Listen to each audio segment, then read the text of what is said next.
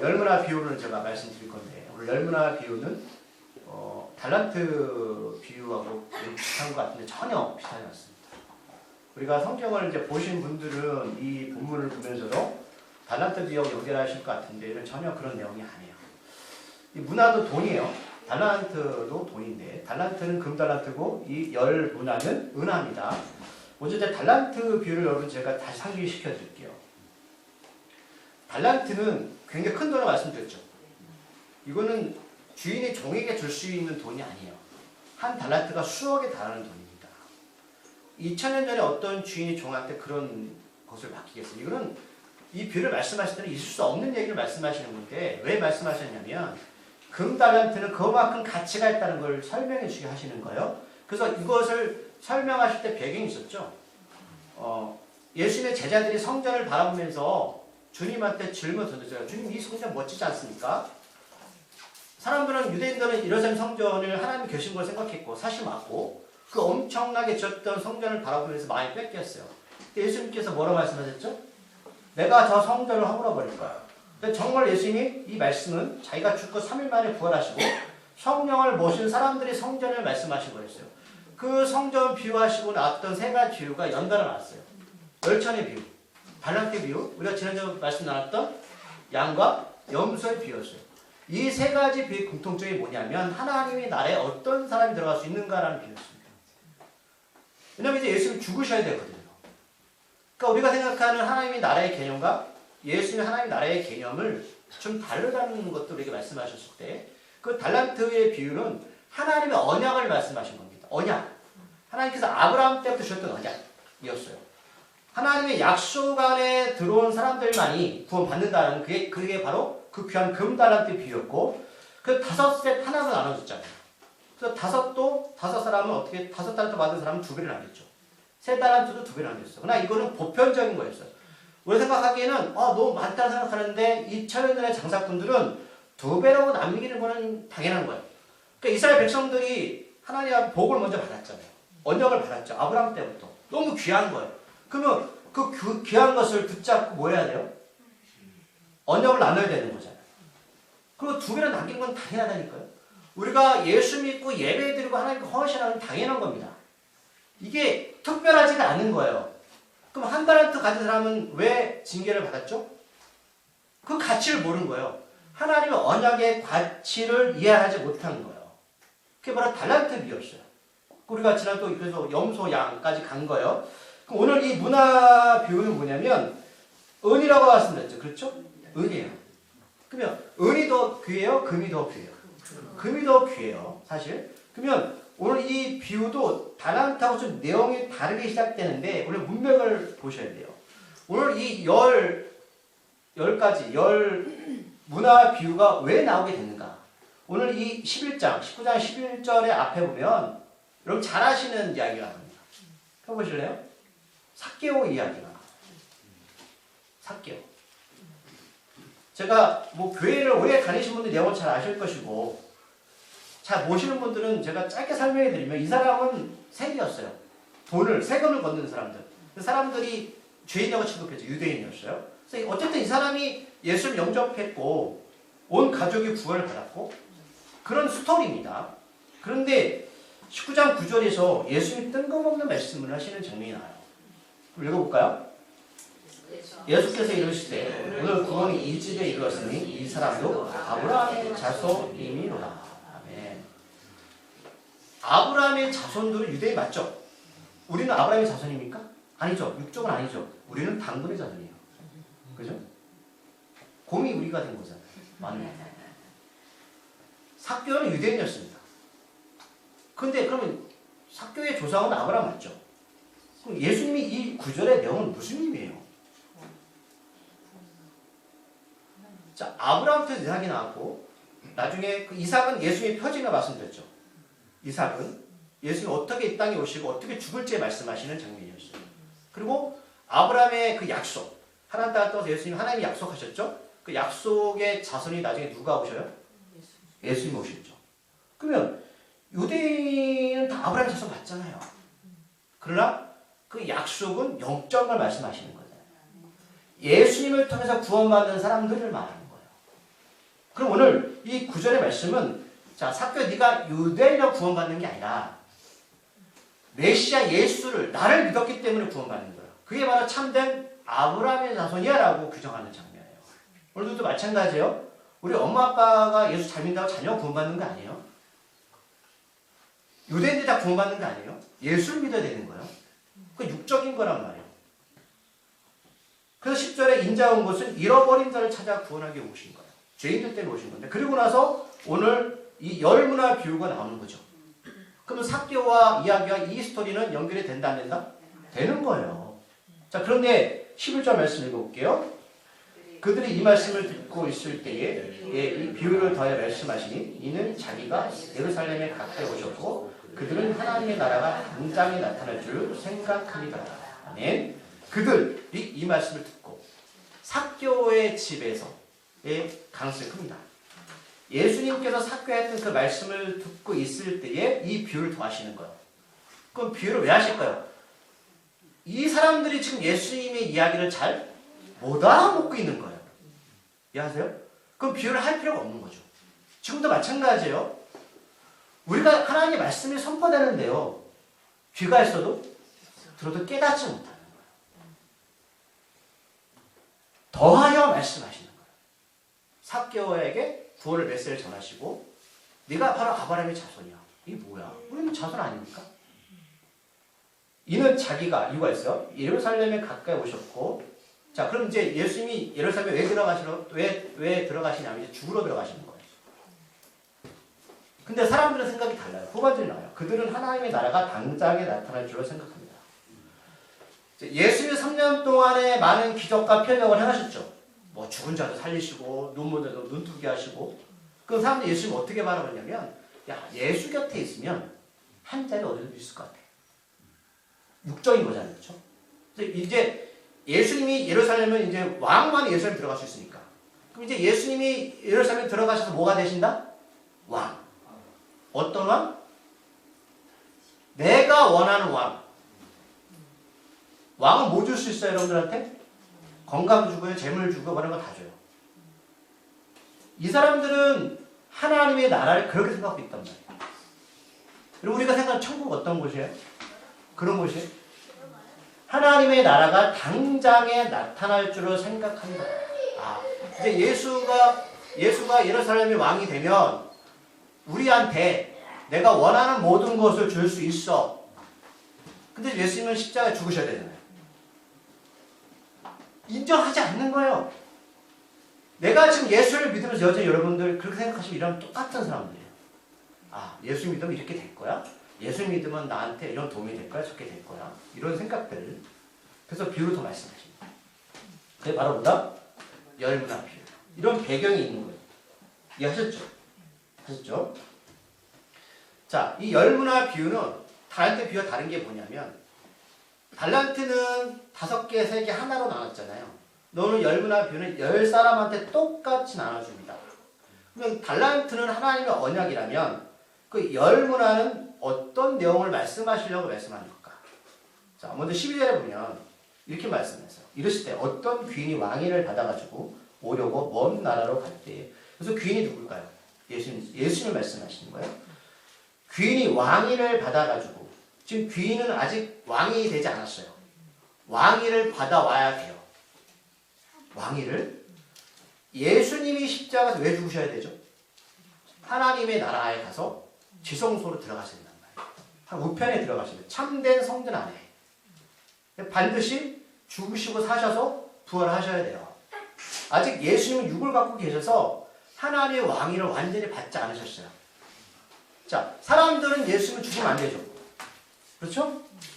하나님은 예수님은 살아서 우리한테 뭘 줘야 돼요. 근데 지금 예수님은 그 이유로 말씀하세요. 나는 죽어야 돼. 나는 아버지께로 다시 가서 너희들한테 성령을 줘야 돼. 그래서 오려고 먼 나라로 가요. 이 비유만 말씀하시는 거예요. 이 비유. 이 내용을 아시겠죠? 어떤 비유인지. 아직 예수님은 죽지 않으셨어요. 그러고 나서 열무나 비유를 말씀하시는데 오늘 달란트 비유와 열무나 비유의 차이점이 뭐냐면 13절에서 후반절에 이렇게 말해요. 내가 돌아올 때까지 장사하라. 달란트 비유는 근형이 없어요. 주인이 달란트를 맡기고 그냥 갔지. 원나로 갔지. 장사라는 내용이 없어요. 그냥 수술을 한 것뿐이에요. 근데 오늘 문화비유는 명확하게 명령왔어. 장사라. 언약은 우리가 은혜로 구원받는 거지. 우리가 행위로 구원받는 게 아닙니다. 이 장사라는 뭐냐면 장사 왜 하죠? 유를 남겨야죠. 명확히 말씀하시는 거예요. 은혜로 달란트를 가지고 우리가 하나님 아브라함 때부터 영적인 구원을 받은 사람들은 하나님의 나를 위해 살아야 되는데 이걸 장사해야 되는 거예요. 그냥 있으면 안 되는 거예요. 명령입니다. 이것 때문에 예수님 죽으시는 거예요. 그래서 10명을 불러다가 10문화를 준다. 자, 문화가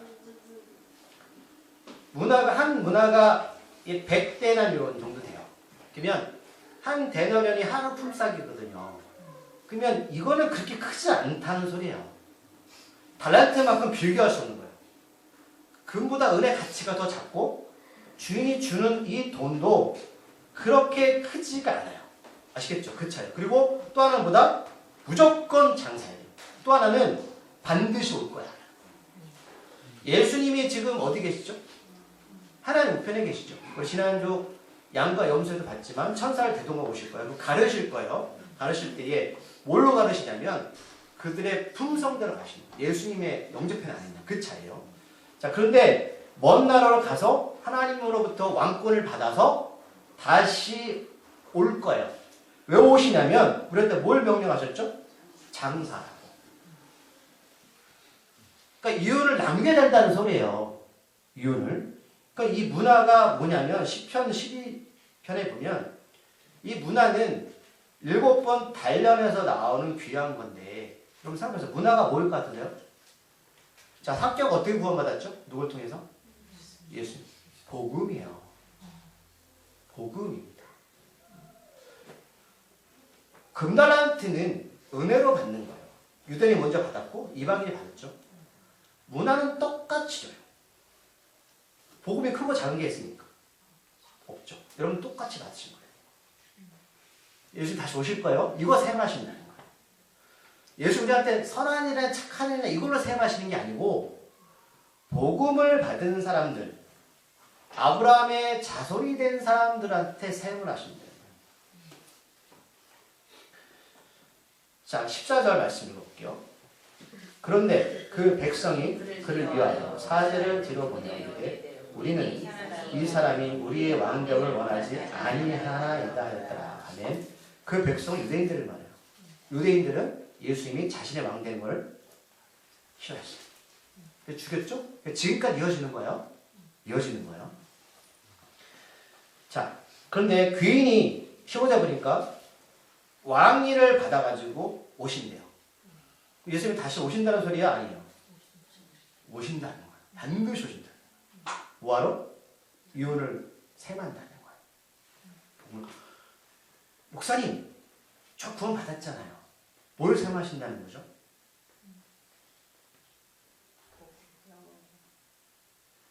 답이 나오셨어요? 자, 은화를 준 중들이 각 어떻게 장사했는지를 알고자 하여 그들 부릅니다. 10명을 다시 불렀어요. 자, 근데 그 첫째가 나와서 한 문화로 100데나리. 그러니까 한 데널이 하루 품삯이니까 5만 원 따지면은 뭐 3달 잡으면 한 200만 원? 아니군요. 150. 한 350, 500 정도 되겠죠. 큰 돈 아니에요. 자, 500으로 10문화를 남겼습니다. 그랬더니 주인이 잘했다 칭찬하고 두 번째가 나왔는데 한 문화로 5문화 남겼어요. 좀 차이가 나요. 그렇다고 지금 주인이 이걸 가지고 너 많이 남겼다 적게 남겼다 하지 않아요. 그런데 17절 말씀, 우리가 지난주 말씀으로 연결되는 부분이에요. 읽어볼게요. 주인이 이르되 잘하였다 착한 종이여 내가 지극히 작은 것에 충성하였으니 넓고 권세를 차지하라고. 그다음에 지극히 작은 것, 지극히 작은 자. 기억나십니까? 예수님께서 바라보는 세상의 지극히 작은 자가 누구였죠? 어렵고 힘든 사람들. 맞아요. 그러나 예수님 생각은 복음 때문에 힘들어하는 사람들이었어요. 복음 때문에 선교사를 하고 복음 때문에 자기의 삶을 희생하는 사람들이었어요. 선택사항이죠. 이게 지극히 작은 자였어요. 이런 사람들한테 하는 게 바로 예수님한테 하는 것이죠. 우리는 개척 때부터 선교했어요. 왜 했는지 아세요? 여러분들 때문에 한 거예요. 하나님, 선교하면 양들이 복을 받는 거예요. 저희는 개척 때부터 한 번도 재정적 어려움을 당한 적이 없어요. 물론 우리가 뭐 재정을 쌓아놓고 사람들은 아니에요. 그러나 저는 그런 기도를 했어요. 하나님의 관점, 지극히 작은 것 연결되시죠. 자, 착한 종이여, 내가 지극히 작은 것에 충성했다. 뭐에 충성했다? 복음에 충성했다는 거예요. 우리가 달란트를 받고 은혜로 구원받았어요.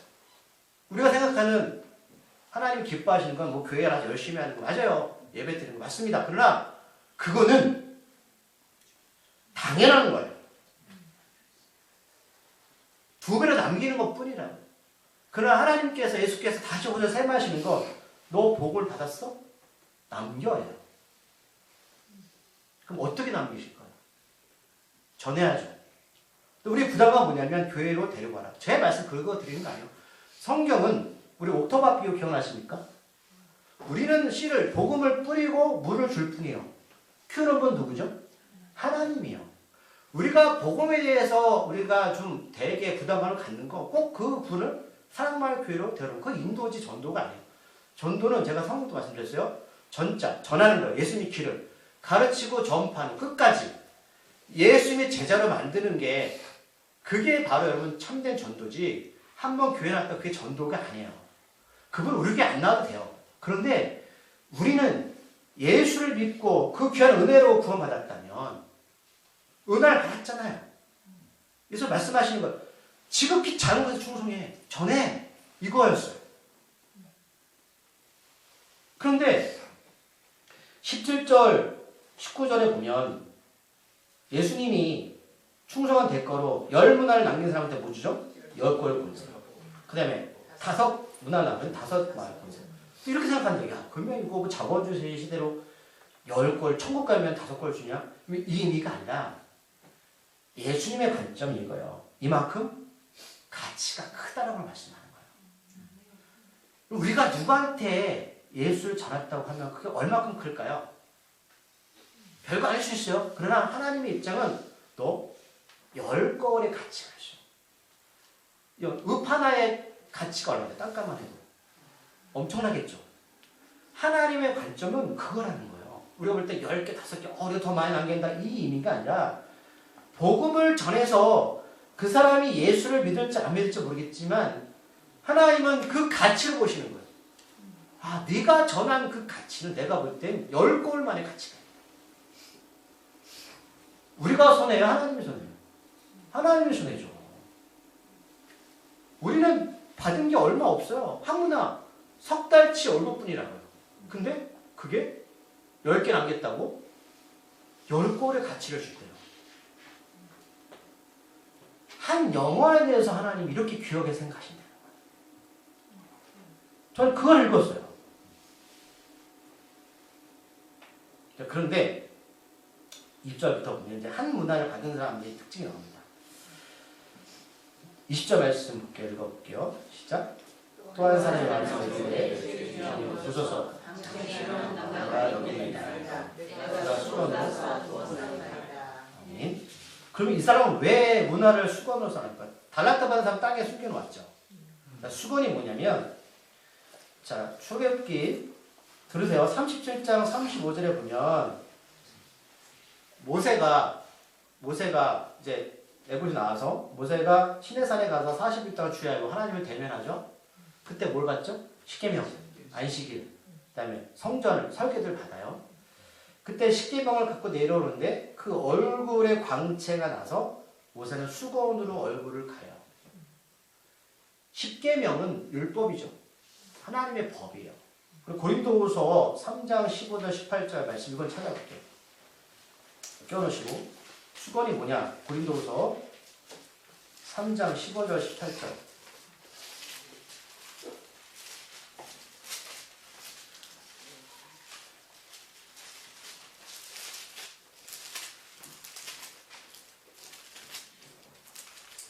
288쪽 찾았습니까?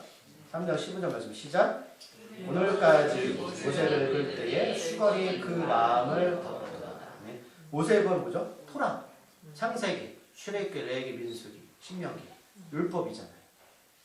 그 율법 읽을 때에 수건이 그 마음을 덮었다. 우리가 가려졌다는 거, 율법 때문에. 이해하셨죠? 자, 14절 그 앞에 그 수건은 그리스도 안에서 없어질 것이다. 수건은 율법이에요. 그러면 예수 때문에 그 수건이 어떻게 해요? 없어진대요. 달란트 뷰. 언약이 은혜로 가는 거죠. 그 다음 18절 말씀.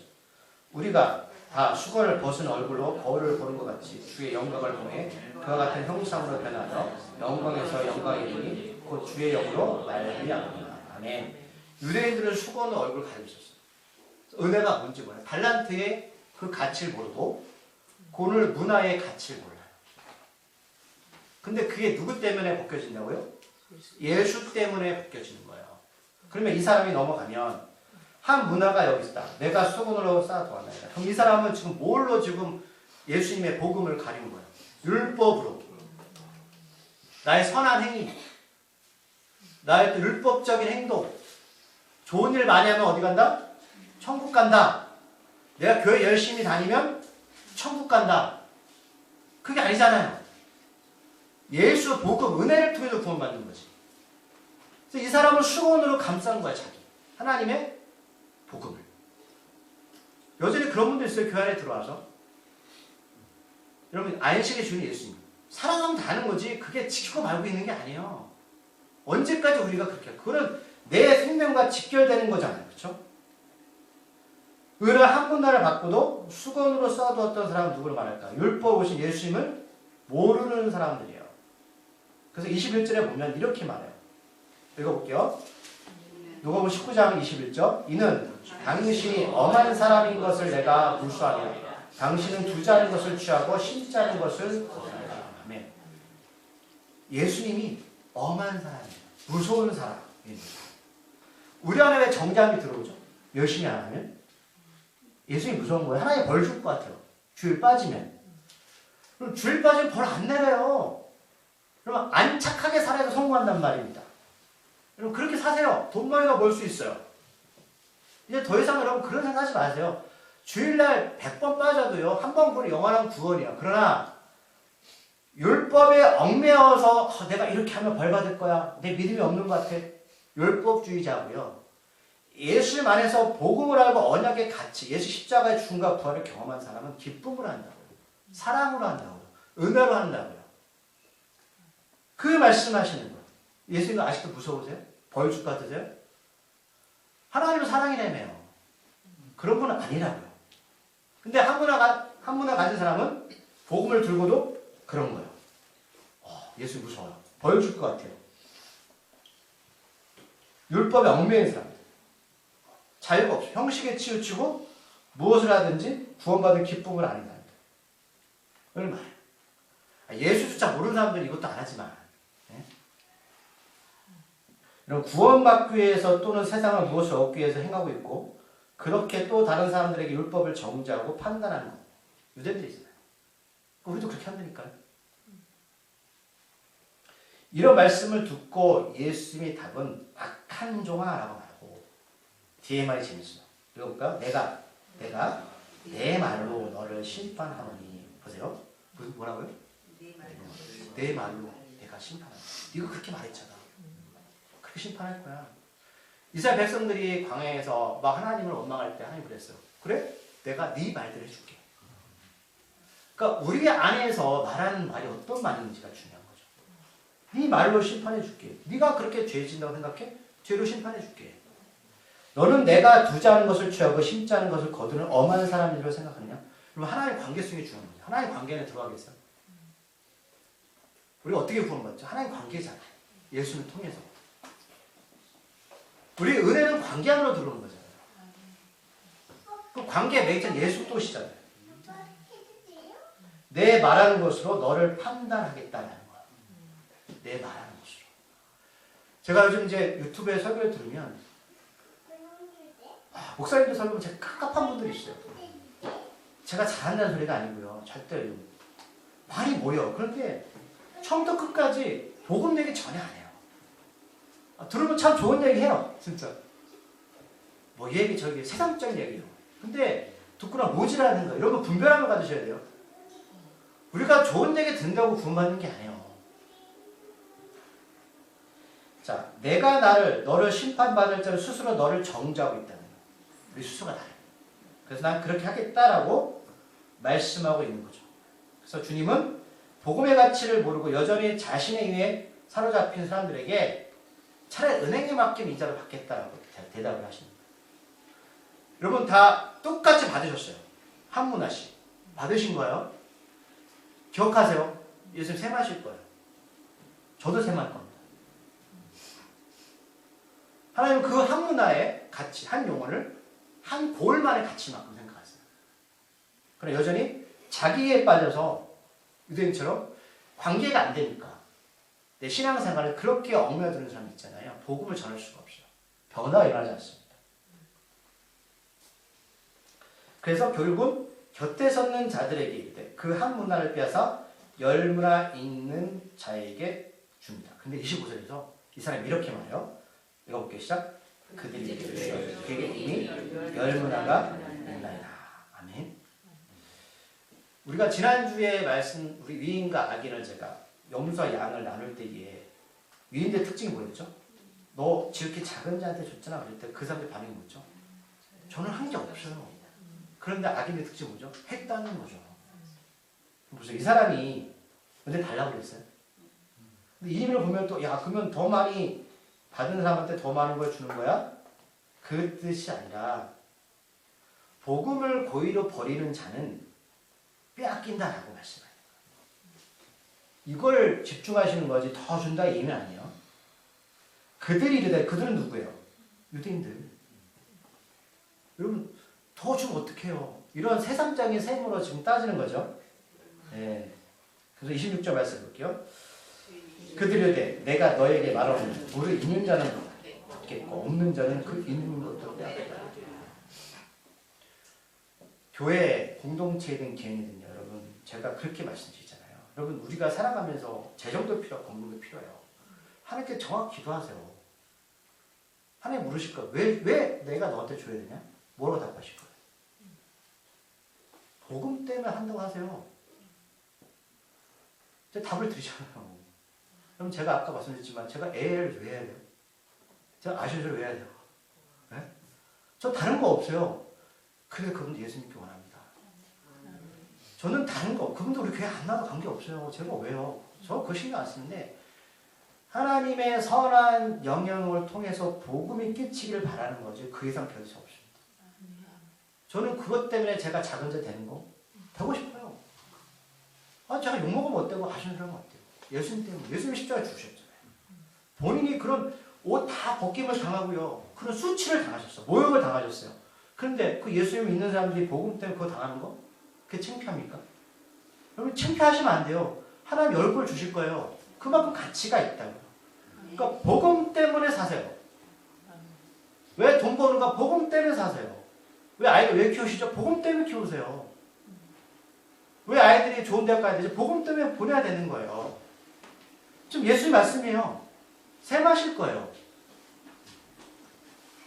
자, 27절 말씀 마지막 읽고 정리했습니다. 그리고 내가 왕됨을 원하지 않아요. 저 원수들 이들로 끌어다가 대하면서 죽여요. 실제로 유대인들이 AD 70년에 완전히 당했죠. 정말 죽임을 당했어요. 2000년 동안 나라가 없었고 또 2차 세계대전 때문에 또 당했고 지금도 그런 일들이 계속 벌어지는 거죠. 결국은 구약의 가나안 땅에 하나님께서 그들 멸하라 말씀하셨는데 그냥 둬서 올무가 됐죠. 그럼 이 예언들은 성취되고 있는 거고 우리가 겪을 일들입니다. 예수님을 왕으로 모시는 것은 당연하고 이런 귀한 달란트를 받으셨으면 이제 그 복음을 가지고 여러분 사세요. 제가 이 설교를 준비해 제가 막 했던 것들이 허물이 벗겨졌던 게 성경에서 말하는 건 복음밖에 없어요. 전하세요. 예수 믿게 하세요. 믿게 말을 그러지만 예수를 전하시라고요. 그런데 예수에 대한 지식이 있어야 되잖아요. 말씀이. 그럼 되는 거예요. 여러분들이 어떤 자리에 있든 예수를 전하는 분이 되길 소망합니다. 아멘. 목사만 전하는 게 아니에요. 그분이 교회 나와도 안 나와도 관계없어요. 그럼 그게 그 다음에 뭐가 따르는지 아세요? 우리 삶이 따르는 거예요. 왜 따를까요? 그들은 기대가 있잖아요. 기대감 때문에 우리가 그렇게 살아가는 거지. 그것 때문에 천국 가려고 하는 건 아니에요. 그게 명확해지는 거죠. 앞뒤가. 오늘 말씀을 듣고 여전히 하나님 나라가 그런 곳이란 빨리 보이시고 하나님 나라는 지극히 작은 자가 되는 겁니다. 작정하시고 주님 부르실 때까지 한 사람에게 더 복음을 전하는 우리가 됐으면 좋겠습니다. 기도하겠습니다. 하나님, 우리의 삶이 참 어렵고 힘들 때가 있습니다. 먹고 사는 것도 힘들고 때로는 건강이 좋지 않아서 그러지만 우리가 또 교회에 나오면 하나님 뜻대로 행해야 된다고 말하지만 그것은 다른 것이 아니라 복음을 전하는 것입니다. 우리가 왜 어떻게 예수 믿게 되었습니까? 누군가 우리한테 그 귀한 문화로 장사지 이윤을 남았기 때문입니다. 그렇다면 이제 우리도 해야 할 일은 그 문화를 가지고 똑같은 문화를 가졌으니 주님 오실 때까지 이윤을 남겨야 됩니다. 누구를 만나든 예수를 전하게 하시고 또 예수를 전하는 것 때문에 지극히 작은 자가 되어도 때로는 마음이 아프고 육적으로 힘들지만 주님이 기뻐하실 줄 믿습니다. 우리 사랑마을 교회가 남들이 볼 때 연약하고 작을지 모르겠지만 우리 모두가 세상에 나가서 복음을 전하는 자가 될 때 하나님은 이 교회를, 이 공동체를 10문화 또 10골 이상으로 가치 있게 생각하시고 복을 주실 줄 믿습니다. 우리 사랑하는 교우분들 세상에 나가서 그럴 때 하나님께서 하늘의 문을 여셔서 재물의 축복, 건강의 축복, 자녀의 축복도 허락하여 주시옵소서. 예수님의 이름으로 기도드립니다.